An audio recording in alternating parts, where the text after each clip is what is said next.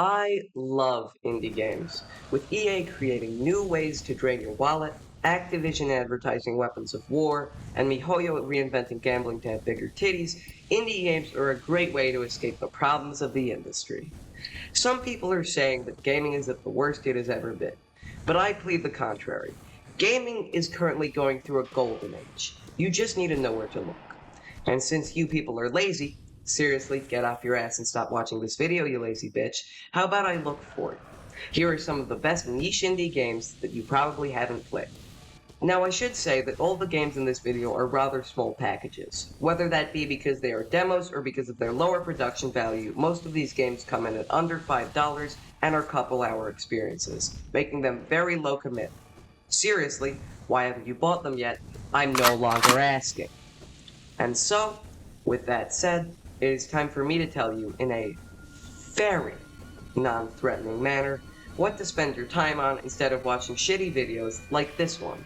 Okay, so first off, we have a very niche indie game, kind of went under the radar, haven't really heard anyone talking about it. It's called Hollow Knight. Kusan City of Wolves is an amazing top-down pixel art beat-em-up with shooter elements that is clearly taking a few gimmicks from Hotline Miami. Regardless, this game is fantastic, oozing with style and character as well as challenging fast-paced gameplay. You play as funny Dogman Jin, dodging, parrying, and shooting your way through intricately designed floors of other anthropomorphic enemies, using a varied arsenal of weapons in order to secure a child who accidentally swallowed a nuclear reactor. Makes sense, right? Now our furry protagonist is pretty fragile, and will kick the bucket after just one hit, so you will have to manage your weapons in order to clear floors quickly, maintaining your combo to make it to the end and score the highest score possible. Now, Mr. Fursona here controls amazingly, with quick and snappy movement as well as uniquely designed weapons, making chaining together kills feel satisfying and rewarding. The weapons of this game are incredibly well designed and amazingly creative, fitting perfectly into the sci-fi world of this game. For example, the mind-blowing and revolutionary invention known as knife. The smart knife is the weapon of this game, and your trusty companion throughout. It's a throwable that will lodge inside of the enemy before falling to the ground, and must be retrieved to be used again. The loop of throwing and picking it up, especially with its short range, is great for chaining kills and keeping your combo up. And since its usage is limited, you have to carefully plan out where you want to use it. Now, a knife isn't our furry OC's only weapon, because he also has a gun.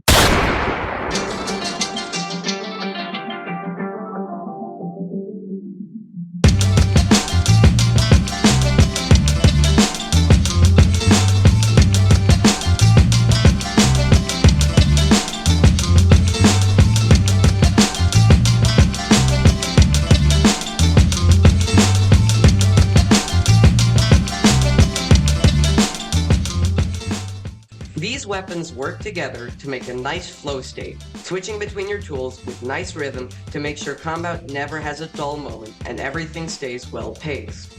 The skill tree and progression allows you to unlock even more tools for the toolbox, allowing you to switch the gun to a crossbow or shotgun, or unlock a parry to deflect attacks or gain a super punch, sending objects flying into enemies.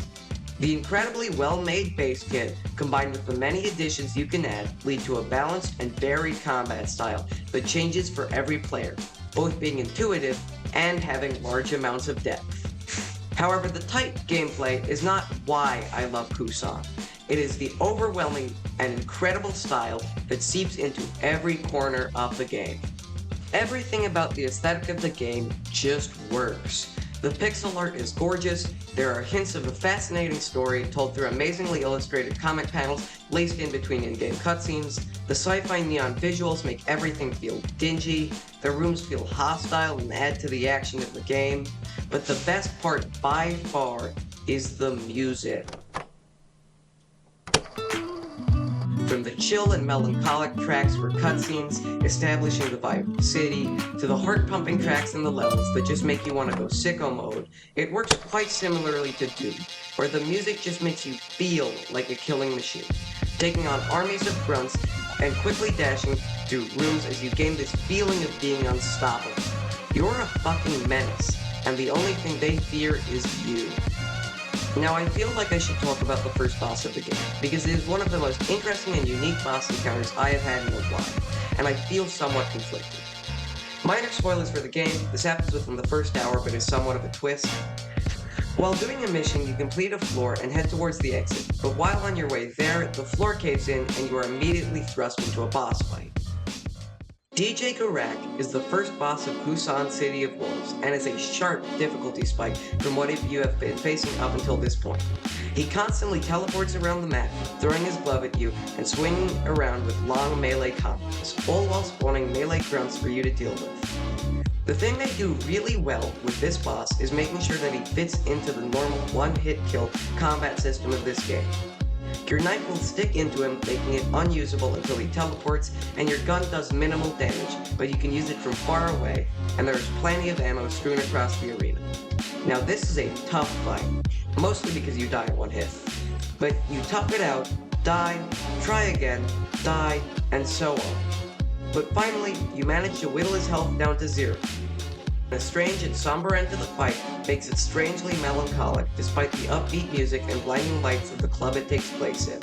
For being both an incredible mood piece and a mechanically fun fight, it elevates an already great start to a game into something truly special. Okay, yes, to address the elephant in the room, this game is quite similar to Hotline Miami. From the gameplay, to the art style, to the aesthetic, there are many comparisons to be drawn.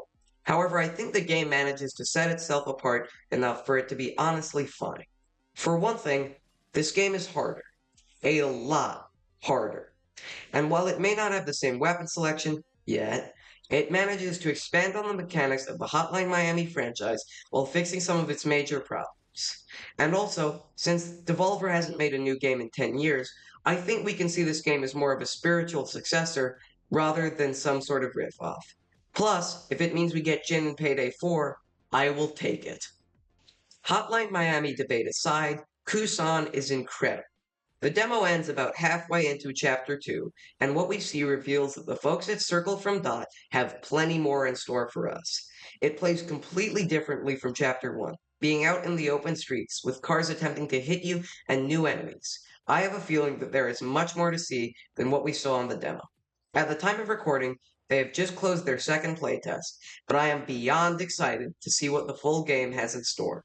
And if they open up playtests again, or when the full game comes out in early 2026, I highly recommend giving it a shot. As I fled across the desert, I looked back several times to make sure no one was chasing me. The damned crows didn't give chase, much to my relief. Having survived in a twisted world for so long, I had pushed them out of my mind.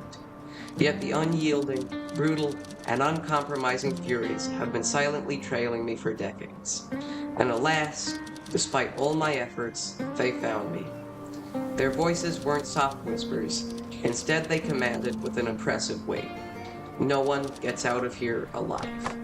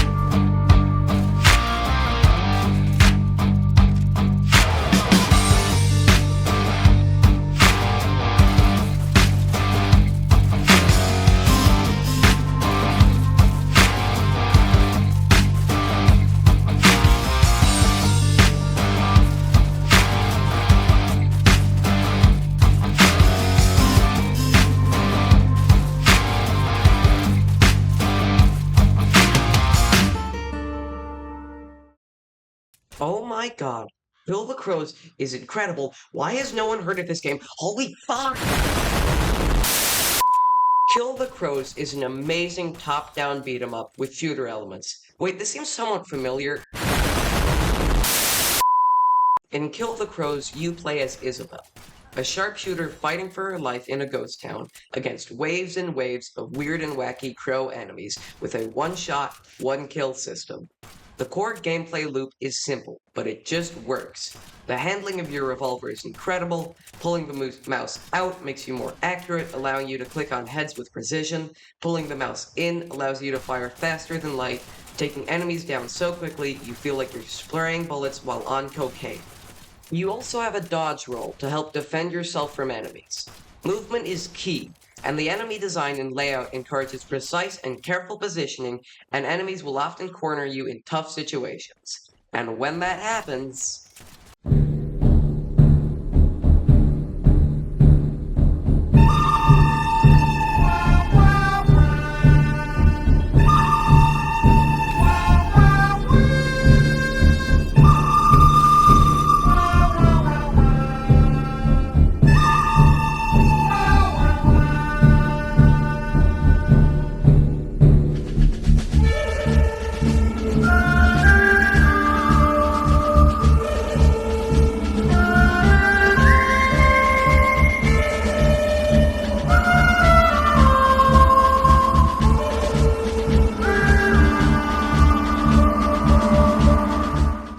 the enemies are also very carefully made.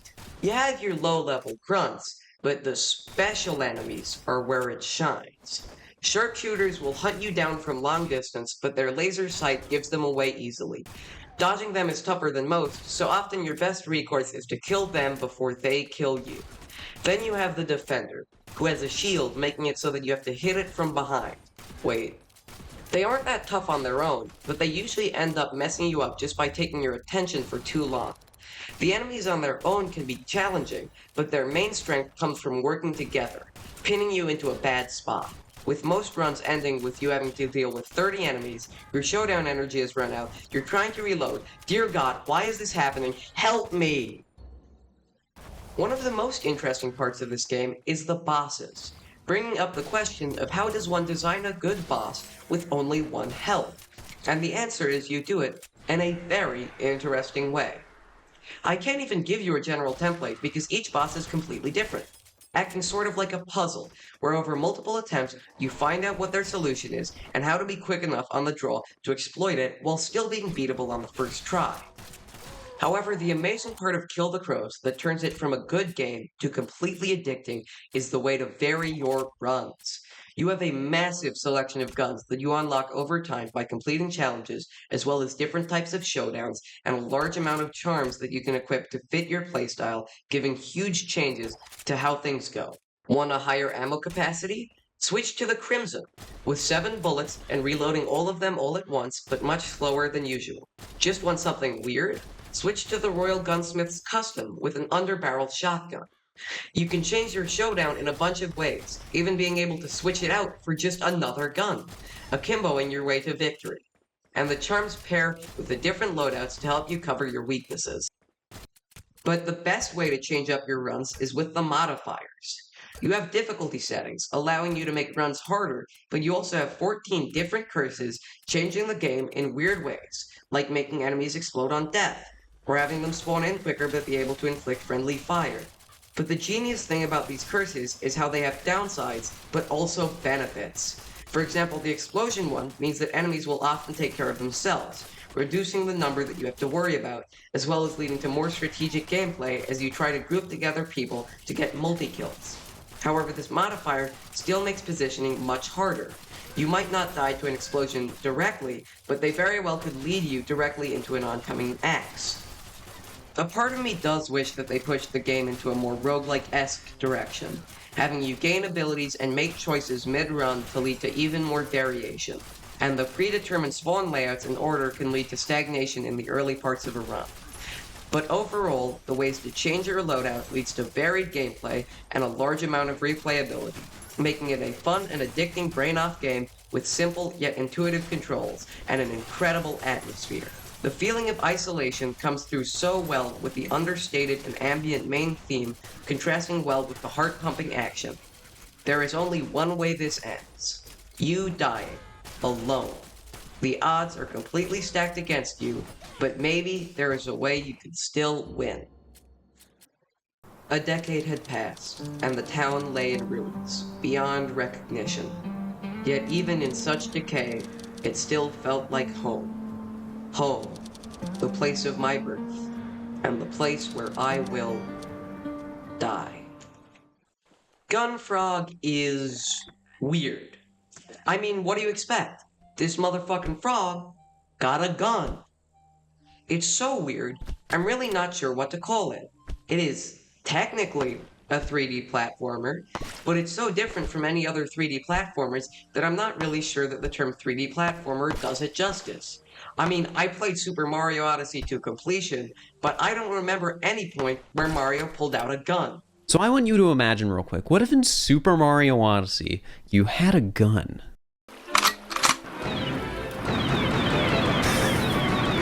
But enough of that. Let's talk about the game. Gunfrog is a game where you control a frog who accidentally swallowed his shotgun, and use that to topple a cannibalistic monarch and instate yourself as the new king of Frogland. A completely normal premise that is honestly pretty cliche at this point. Come up with something more original. Your mouth-based gun serves as both a weapon and also a platforming tool, being able to launch you in any direction. The map is full of lily pads and other objects that allow you to stay in the air for as long as possible and build up some serious momentum. This turns the game from a shooter into practically a racing game, allowing you to zoom around the carefully and beautifully designed areas with speed that triggers every dopamine receptor at once, while still maintaining a chill and calm atmosphere. You go through a variety of different areas, such as a fish town, Cattail Cove, the Ninth Ring of Hell, and a European tourist trap, all following a similar structure. Hunt, kill, let none out alive. These innocent creatures are the currency of a cruel world, and you must attack the weak in order to satisfy the cruel demands of capitalism. Cause a mass extinction. Once you have done that, more creatures come. However, these ones are out for blood, so cause another mass extinction of a different species, and then you will be confronted with a boss. These bosses are simply a souped-up version of the regular enemy with a bigger hitbox and more health. These are a ton of fun, forcing you to balance out keeping your distance and moving, keeping on top of your ammo, and shooting the boss. The movement of this game is incredible. Maps are covered in lily pads, and you can bounce from one to another, being able to correct your trajectory and gain verticality with your shotgun. Because of this, ammo is an extremely valuable currency, allowing you to move around and get away from enemies and reach new areas, but also being required to defeat enemies. There is just enough ammo strewn about the place to make sure you always have just enough, but also to prevent you from spraying bullets. Moving around can be a genuine treat, and pairing that with the fun and chill music, it's fun to platform around and just shoot flies. Even if you're not making any story progress, it still makes a great time for if you're in a VC with friends, or feel like doing something with your hands while turning your brain off. This is a fun and short, little hour-long experience, and Zotling frankly did an incredible job with the game, and I wish him all the best with Grapples Galore. That's a great game, you should totally play it. Now, despite what the Game Awards may have made you believe, there were good games that came out in 2024 other than Astrobot.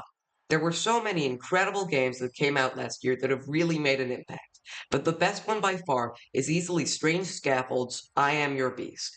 This game has easily surpassed anything AAA developers can put out, and has easily solidified itself as one of my all-time favorites. There are dead federal agents in my basement. Harding was surrounded by COI agents. Guns to his head. And he balls up his fists. And the next punch he threw, the guy's face just exploded. Every punch, every kick, exploded. Motherfuckers wanna make a statement. Cigarette on forehead, face on pavement. Got a cell block in my basement. Exercising tyrants with a dawn that's breaking. Turn on lights cause the stage is set. Blood is warm and my face is wet. Hands are full with the lives I've wrecked. Painted with the slaughter that they won't forget. Alphonse.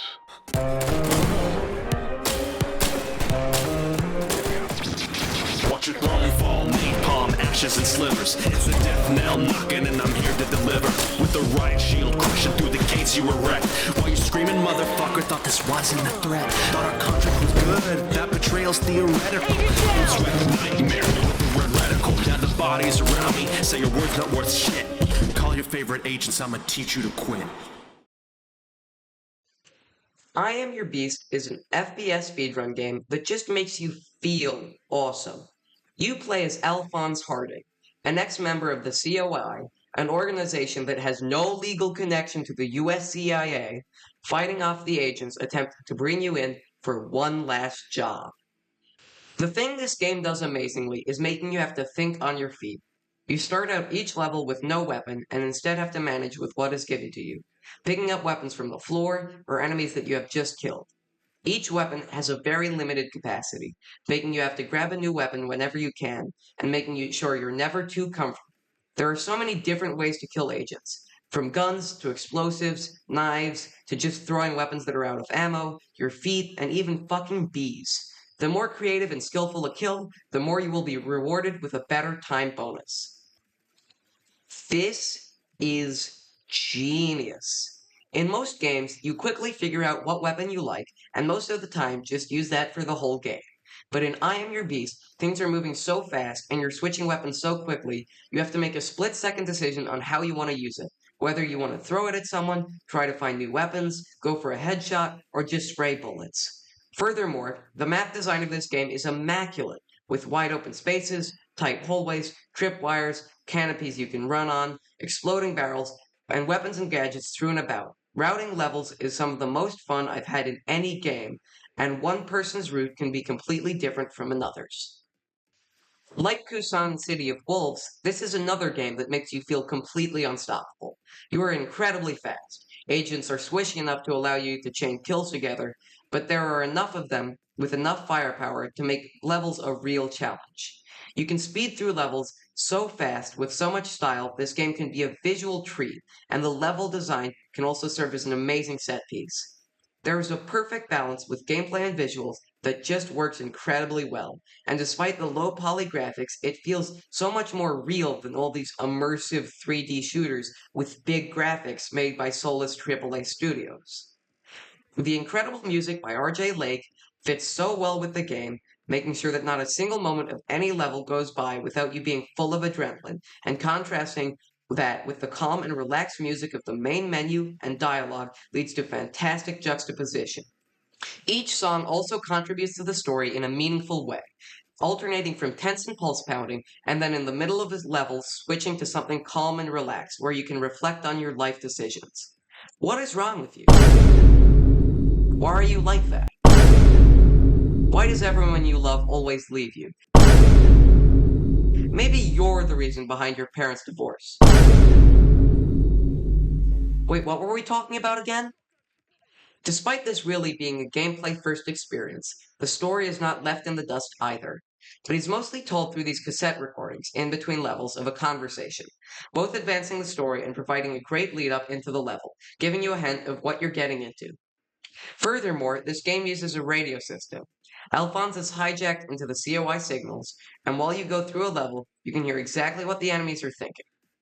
Having enemies scream callouts and panic as Alphonse tears through their forces really adds to the heart-pumping action.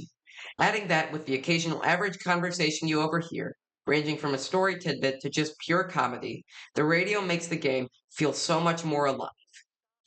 All of this together leads to the story of I Am Your Beast being one of the most interesting and meaningful of 2024, and proving that you don't need deep lore or an intricate world, or 30-minute cutscenes explaining why some dude is called Hot Cold Man Kojima.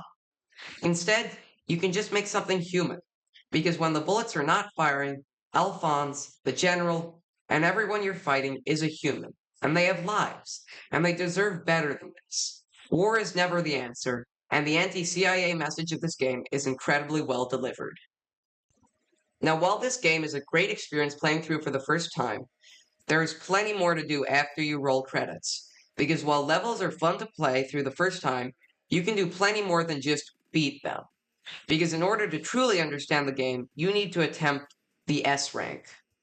S ranks are an amazing way to delve into the true depth of this game's combat. You will need to beat the level while doing it in an incredibly short amount of time, forcing you to plan the most efficient route and execute it perfectly, figuring out when you can get more stylish kills, where you can cut corners, and the best way to do all the objectives. It's tough. You will go through every stage of grief while trying to complete a level, but oh my god, dude, the satisfaction when you pull it off is just absolutely incredible.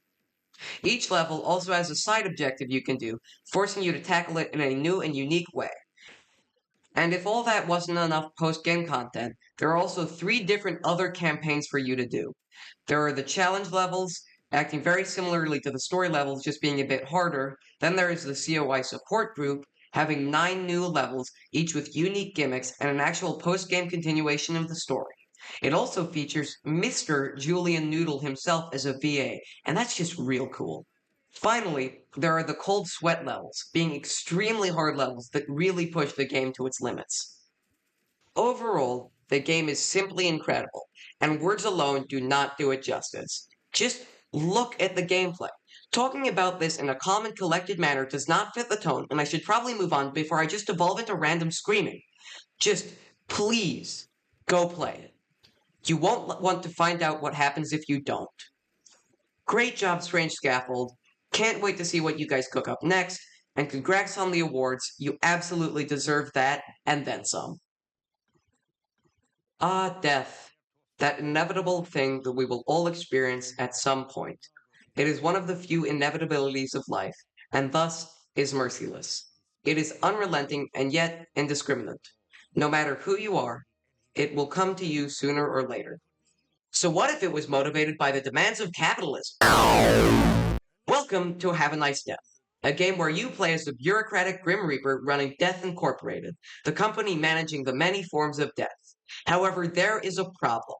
The various departments of Death Inc. have gone awry, and you have to fight your way to the managers, get them back under control. Have a Nice Death is by far the most charming and visually interesting game I have played. The graphical style of this game is absolutely incredible, and the satire of corporate setting is fun and relatable. The roguelike gameplay is also amazing. I don't even like roguelikes. I have made a severe and continuous lapse in my judgment, and I don't expect to be forgiven. I'm simply here to apologize.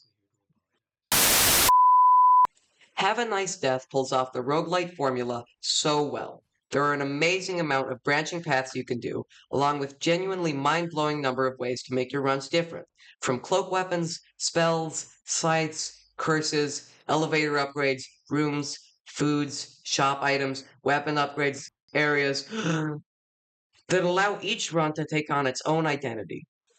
You will fight your way through the different departments, which do a marvelous job of being completely different and having a unique identity, enemy pool, and group of mini-bosses, all of which culminating in a fantastically designed and humorous boss.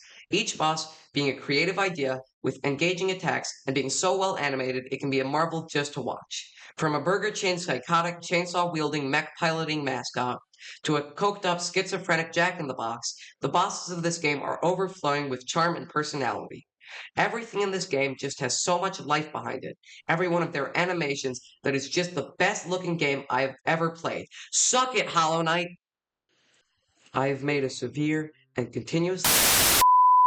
Watching your little soul-reaping guy jump around is an absolute treat, and the spells and sides you can unlock are so visually interesting that the game just makes you feel consistently cool. Death's abilities are split into 3 categories: weapon, cloak, and spells. Because the scythe may be iconic, but as the Grim Reaper, you always gotta be switching it up. So that is why there are 7 different scythes to choose from. And one of them is a fucking umbrella. Stick a rope on the blade, or grab 2 sickles, and tear through hordes with completely unique combos and special passive abilities. But one weapon is not enough for the Angel of Death, and that is why you also have 2 more situational weapons that you can use. Cloak weapons are abilities on cooldown, focusing mostly on big melee damage, whereas spells rely on your mana bar, putting out long-range chip damage. From big hammers to a flock of crows to a satanic nuclear bomb, these things are fun to use, creatively designed, and really flavor your loadout. While you may start with the scythe, you will have to unlock these abilities by completing runes. But if that wasn't enough stuff for your loadout, you also have curses, handed out by the HR agent, Dr. O'Shah, that offer both a downside and a situational benefit. I love these because they are so much more creative than a simple stat bluff, and they change the way that you play drastically. Areas are split up into rooms, with many different kinds, with different layouts and different possible rewards, such as health upgrades or new spells. There are also occasional challenge rooms with unique challenges and gimmicks. Every time you beat a level, you enter the elevator. While in the elevator, you can choose what kind of room you want to go to. While this feature is relatively common in most games, it feels so much more impactful. The rewards are greater and the variety between rooms is more unique. The rooms also have an amazing visual style so that every room simply oozes with personality. This game is also really funny. One of the most humorous games I have played. The occasional NPCs all have unique designs and some goofy shit to say. And the dialogue between Death and the department managers can be absolutely hilarious. Plus, visual gags are scattered all over the place, making it an amazing satire. Every ability and item is so creative and ties into the allure and aesthetics so well, from having a healing coffee to stealing food from the employee fridge or having upgrades be gifts from the head of HR. Everything ties in so well to the game's concept. So those were some games. They were games that were also games. This is an amazing outro. Goodbye, I guess.